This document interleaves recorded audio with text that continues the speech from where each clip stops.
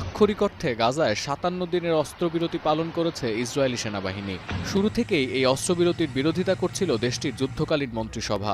মধ্যস্থতাকারীদের পক্ষ থেকে বারবার গাজায় স্থায়ী অস্ত্রবিরতির প্রস্তাব করা হলেও তা এড়িয়ে গেছেন ইসরায়েলের প্রধানমন্ত্রী Benjamin Netanyahu. While Israel accepted the offer of President Trump's special envoy, Steve Witkoff, যুদ্ধবিরতির দ্বিতীয় ধাপ নিয়ে তেল আবিবের যে কোনো আগ্রহই ছিল না তা পরিষ্কার হয়েছে গেল দুদিনে।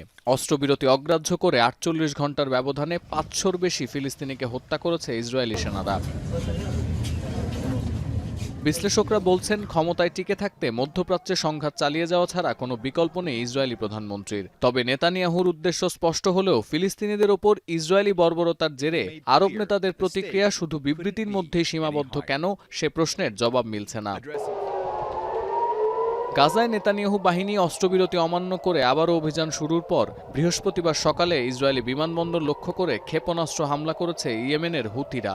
একই দিনে তেল আবিবে রকেট হামলা চালিয়েছে হামাস। কিন্তু এত কিছুর পরও হিজবুল্লাহ, হুথি বা হামাসের মতো অক্ষশক্তির পেছনে থাকা ইরানের নীরবতার কারণ বুঝতে পারছেন না আন্তর্জাতিক বিশ্লেষকরা। মুসলিম সংখ্যাগরিষ্ঠ দেশ হিসেবে পরমাণু সক্ষমতা আছে পাকিস্তানের, কিন্তু ফিলিস্তিনের সাথে দেশটির ভৌগোলিক দূরত্ব অনেক। সেই ক্ষমতা ইরানের থাকলেও গাজায় সাম্প্রতিক হামলা নিয়ে এখনো মুখ খোলেননি দেশটির সর্বোচ্চ নেতা।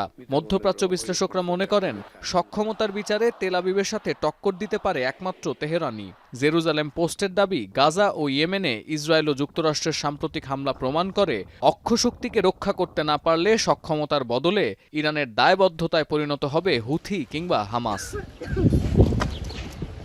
এর আগে তেহরানকে হুঁশিয়ারি দিয়ে মার্কিন প্রেসিডেন্ট ডোনাল্ড ট্রাম্প বলেন, ইরানের কোনো অক্ষশক্তি যদি যুক্তরাষ্ট্র বা তার মিত্র দেশের ওপর হামলা করে সেই দায় পুরোটাই নিতে হবে ইরানকে। তবে বিশ্লেষকরা মনে করেন, ইরানের পক্ষ থেকে এখনো কোনো প্রতিক্রিয়া না আসার আরেকটি বড় কারণ ওয়াশিংটন ও তেহরানের মধ্যে পরমাণু সক্ষমতা বিষয়ক আলোচনা।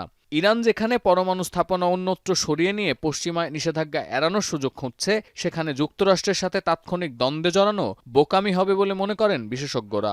His words were, every bullet that they fire is a bullet that you fired. And this comes after weeks of negotiations between the US administration and the Iranian administration talking about dismantling their nuclear program, or I should say their military nuclear program. বিশ্লেষকরা আরও বলছেন, বর্তমান প্রেক্ষাপটে ইসরায়েলের ঘনিষ্ঠ মিত্র যুক্তরাষ্ট্রের মতো পরাশক্তির বিপক্ষে যাওয়ার ঝুঁকি অনেক। সমগ্র মুসলিম বিশ্ব গাজাবাসীর উপর চলমান নৃশংসতার ঘোর বিরোধী হলেও ইসরায়েলের বিরুদ্ধে সরাসরি অস্ত্র ধরতে চান না কেউই। বিশ্লেষকরা মনে করেন, ফিলিস্তিনের হয়ে যুক্তরাষ্ট্র ও ইসরায়েলের সাথে টক্কর দিতে হলে জাতীয় নিরাপত্তা নিয়েও ভাবতে হবে আরব জোট বা মুসলিম বিশ্বের। সতীর্থ কর্মকার, এখন বিশ্ব।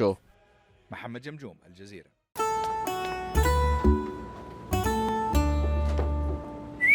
এই ঈদে জুয়েলারি ক্লোদিং এ বিকাশ পেমেন্টে ডিসকাউন্ট।